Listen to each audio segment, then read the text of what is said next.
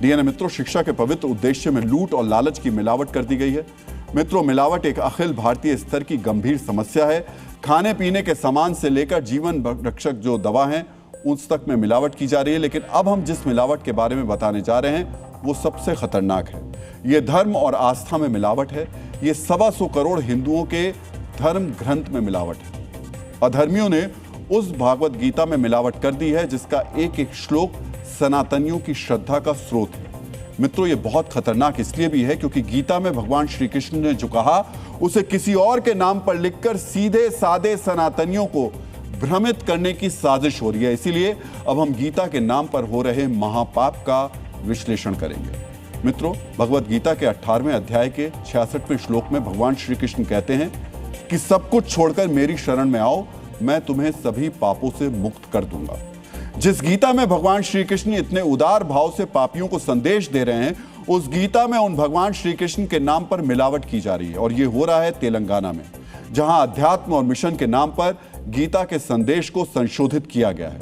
उसमें मिलावट की गई और इसी से लोगों को बरगलाया जा रहा है। हिंदू, मुस्लिम और ईसाई के लिए समान आध्यात्मिक दृष्टिकोण देने के नाम पर लिखी गई किताब जो बांटी जा रही है उसका नाम त्रैत सिद्धांत भगवत गीता है। इस किताब के कवर पर श्री कृष्ण और अर्जुन की सांकेतिक तस्वीरें लगी हैं, लेकिन किताब के अंदर जो संदेश है उसमें विष की तरह मिलावट है। इस त्रैत सिद्धांत भगवत गीता में श्री कृष्ण के नाम पर ईसा मसीह का गुणगान किया गया है। परंपरा को लेकर जो श्री कृष्ण ने कहा उसे जीसस से जोड़ दिया गया है। इस किताब में लिखा हुआ है कि ईसा मसीह ने चमत्कार करके लोगों को बचाया है। मित्रों, तेलंगाना के खम्मम जिले में ये किताबें बांटी जा रही हैं। कुछ प्रचारक किताब बांटते बांटते एक घर तक पहुंचे। एक सनातनी ने किताब के नाम पर किए जा रहे इस धार्मिक छल को पकड़ लिया, किताब के पन्ने पलटकर एक्सपोज कर दिया कैसे भगवत गीता में मिलावट की गई। तेलुगु में किताब है, तेलुगु में ही बहस हो रही है। हम आपको सुनाते हैं किस तरह एक सनातनी ने इस साजिश को बेनकाब किया। ये पहली ईश्वरीय पुस्तक भगवत गीता है और उन्होंने हिंदू जैसा शब्द खोजा, उन्होंने हिंदू शब्द लिया। इस बात का क्या तुक है? यहाँ हिंदू है। प्रभु यीशु ने अपने हाथ से छुआ और कुष्ठ रोग की बीमारी को ठीक कर दिया। उन्होंने अंधों की दृष्टि को लौटा दिया। यहाँ प्रभु यीशु अपने शरीर से बाहर आए और ज्ञान की अग्नि से अंधे व्यक्ति का भाग्य बदल दिया, जिससे उसे तुरंत दृष्टि मिल गई। आपने प्रभु यीशु को क्यों हाईलाइट किया है? तुम भगवत गीता के ज्ञान के बारे में नहीं समझते। तुमने भगवत गीता में प्रभु यीशु को क्यों दिखाया है? क्या तुम समझते हो बेवकूफ? तुम हिंदू की बात कर रहे हो। रुको रुको, तुम मेरे घर आए हो इसलिए ये मैं कह रहा हूँ। मित्रों, समान आध्यात्मिक दृष्टिकोण देने के नाम पर जिसने इस धर्म ग्रंथ पर अतिक्रमण किया उसका नाम श्री आचार्य प्रबोधानंद योगी श्रुलु है। श्री आचार्य प्रबोधानंद खुद को आध्यात्मिक गुरु, दार्शनिक और लेखक बताते हैं। इन्हें द्वैत और अद्वैत को जोड़कर त्रैत सिद्धांत बनाया है। मानव को आत्मज्ञान देकर आध्यात्मिक रूप से विकसित करने के लिए उन्होंने अपनी किताबों में हिंदू, मुस्लिम, ईसाई के लिए एक समान आध्यात्मिक दृष्टिकोण दिया है। लेकिन उनके इस दृष्टिकोण में भी घनघोर मिलावट है।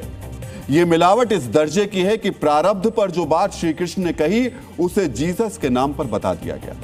त्रैत सिद्धांत भगवत गीता के पेज नंबर 305 पर स्पष्ट रूप से लेखक ने जो लिखा वो महापाप से कम नहीं है, लेकिन इस किताब को प्रसारित किया जा रहा है।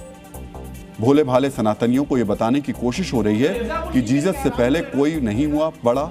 मित्रों, जो सनातन धर्म को मानता है, जिनके लिए देवी देवता आराध्य हैं, जो श्री कृष्ण को पूजता है और जो सनातनी गीता के संदेश को आत्मसात करता है, उसके लिए साथ ये कितना बड़ा छल है आप समझ सकते हैं। धर्म ग्रंथ पर इस अतिक्रमण को लेकर हिंदू संगठनों से जुड़े लोग क्या कह रहे हैं, अब हम आपको वो सुनाते हैं। गीता का नाम यूज कर मिशनरीज अपनी किताबें बेच रहे हैं।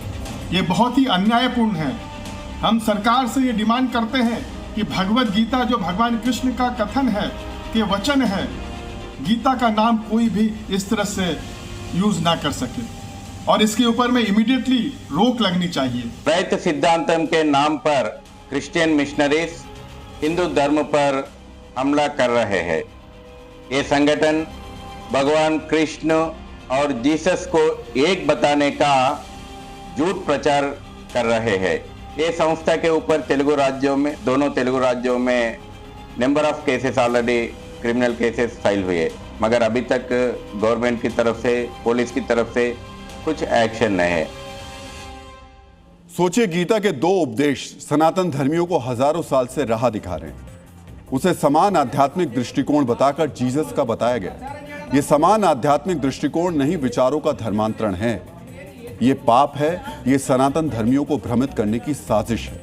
जरूरी है कि इस साजिश के खिलाफ कानूनी कार्रवाई की जाए।